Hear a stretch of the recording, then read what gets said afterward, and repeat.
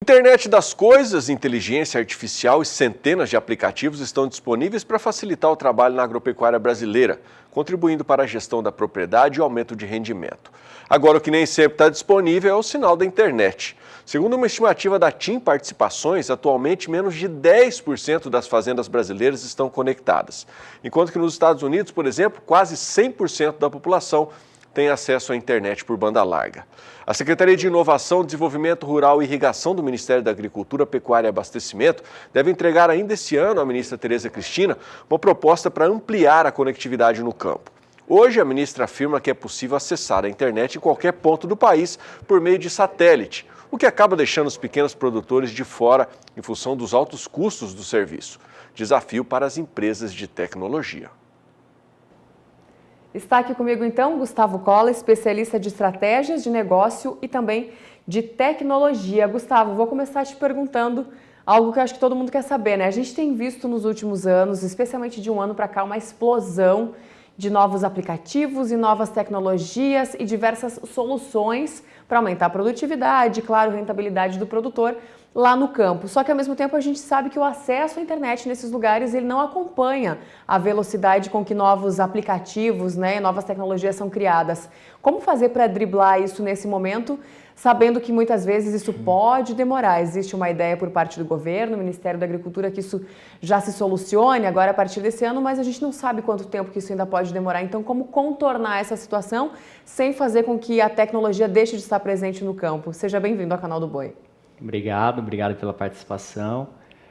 Hoje, então, você tem maneiras, né, de driblar essa questão com que você consiga investir em tecnologia e não fique parado dependendo da infraestrutura local. A gente sabe que os investimentos acabam sendo diferentes, de fato, com a velocidade que a tecnologia tem avançado. Como que seria? Então, hoje você já tem tanto sensores que trabalham em modo offline, né, e não são totalmente dependentes de uma rede de internet e conseguem trabalhar, por exemplo, com uma rede de telefonia móvel disponível, né, enviando informação apenas com a rede de telefonia móvel ou, muitas vezes, conseguindo armazenar informações, né, caso a sua rede caia, e suba essa informação, esse dado, para armazenamento. Assim como estações meteorológicas também hoje que você tem que funcionam em modo offline durante um determinado período, e você também pode ter a opção de descarregar a informação dessa estação, né, via ali um Bluetooth ou via realmente um pendrive, ali você tirando a informação e descarregando essa informação sem que dependa de uma rede de internet. Exato. Certo. Gustavo, e aí a gente falou, né, claro que depende de cada segmento e de cada cultura também, mas com tantos aplicativos, com tanta solução, com tanta tecnologia, por onde que o produtor começa? Ele que quer começar a investir um pouco mais nessa tecnificação aí. Então, Sara, hoje o que a gente recomenda muito para quem está começando ainda, para quem não iniciou, é começar pequeno, né? O que a gente quer dizer com isso, né? Começar pequeno se eu tenho, no caso, né, onde a gente tem trabalhado com aviários, então se eu tenho 2, 5, enfim, dependendo do volume que você tem, comece com um. Então, comece aplicando ali sensores de ambiência, por exemplo, de temperatura, luminosidade, umidade relativa do ar, em um único aviário inicialmente. Faça os testes de disponibilizar esses dados em uma aplicação que você tenha acesso em tempo real, via o seu celular, via o seu computador. E conforme você vai tendo um controle melhor do ambiente, uma melhoria no manejo, vai colhendo resultados financeiros com um aumento de produtividade, isso faz com que você invista novamente e vá expandindo a utilização da tecnologia. É legal que você falou, porque a gente acompanha muitos aplicativos aí focados para agricultura, para pecuária, e tem também coisas para avicultura, suinocultura e piscicultura também, né?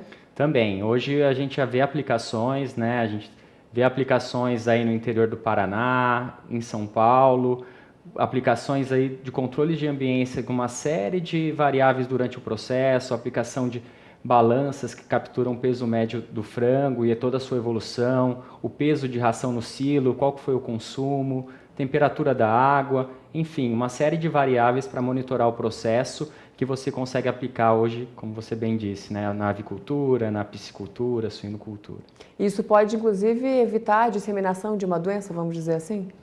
você tendo um melhor controle do ambiente, você faz com que o animal esteja em um ambiente mais controlado, né? Melhore o bem-estar do lote que você está trabalhando e você consiga agir de forma rápida com as variações do ambiente. Então, que você preveja algumas situações com base tanto nos seus dados históricos quanto na informação em tempo real. Isso pode trazer benefícios de um melhor controle de todo esse ambiente e, sim, produtividade, consequentemente. Gustavo, e muitas vezes a gente imagina que muitas tecnologias têm um custo elevado e o produtor, aquele pequeno produtor, ele vai pensar, não, isso não é para mim, mas também pode ser para um pequeno produtor, né? Não é necessariamente para um grande produtor um sensor desses, por exemplo. Não, exatamente. O que a gente tem visto bastante é os próprios produtores trabalhando em conjunto com cooperativas, e as cooperativas elas têm incentivado os produtores. Então, como eu mencionei, né, você começando ali com uma aplicação inicial, sim. O produtor, isso é acessível ao produtor rural, né? A questão de investir nessas tecnologias, o custo-benefício também tem sido muito importante, porque tem gerado retorno financeiro e o benefício é em conjunto, né? Desde o produtor até a cooperativa, toda a cadeia acaba sendo beneficiada com essas melhorias. E essas informações todas elas ficam em nuvem até para uma consulta posterior. Exato. A nuvem ela é um grande aliado nesse processo e possibilita esse grande armazenamento de dados. Se eu estou avaliando o ambiente com uma série de sensores, enviando dados de minuto em minuto, eu preciso de uma grande estrutura, uma plataforma robusta que possa armazenar.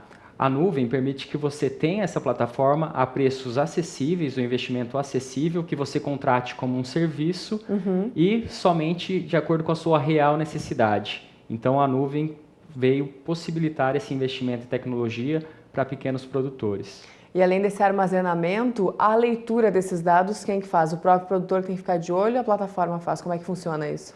A plataforma recebe todos esses dados e, por meio de aplicativos, ela disponibiliza em tempo real a leitura e também você consegue configurar alertas. Então, de acordo com variações na temperatura, se ela excedeu alguns níveis que não são aceitáveis para o processo, o próprio produtor ou o próprio responsável consegue receber um SMS, um e-mail, uma mensagem que ocorreu uma variação de forma automática. Ah, perfeito. Então, para finalizar, fala um pouco do sensor. Então, como que ele funciona, quais são as funções dele? Você já falou alguma coisa, né? Mas olhando para ele especificamente, de que forma que ele atua? Esse sensor especificamente que eu estou aqui, ele está medindo temperatura, luminosidade e umidade relativa do ar em um mesmo sensor. Então, cada sensor possui os módulos acoplados para medir alguma variação do ambiente. O sensor ele trabalha com bateria interna, então não precisa ser ligado a uma rede elétrica. O que acaba sendo também pouco invasivo ao ambiente, você não precisa mudar o seu ambiente, você aplica ele diretamente, com uma autonomia de 3 a 5 anos da bateria. Então, isso também tem sido bastante importante para que eu não precise alterar o meu espaço, né? Eu consiga aplicar ele de uma forma fácil, rápida. Hoje a aplicação dele é muito prática, né? A gente tem aí projetos de 2 semanas com toda a aplicação realizada e disponibilizando essa informação em tempo real, seja para o produtor, para o cooperado, para a cooperativa. E um sensor assim, ele seria para cobertura de quantos animais, por exemplo? Aqui a gente teve um caso piloto que nós realizamos em um aviário com 30 mil frangos, né? Então, a gente aplicou uma série de sensores no galpão e você consegue monitorar um grande volume de animais. Perfeito. Então, Gustavo Colla, especialista de estratégias de negócio e também de tecnologia. Mais uma vez, obrigada pela sua participação aqui conosco. Obrigado, Sara. Tá certo. Soluções aí também para avicultura, piscicultura e suinocultura. Devolvendo o sinal para Campo Grande, é com vocês.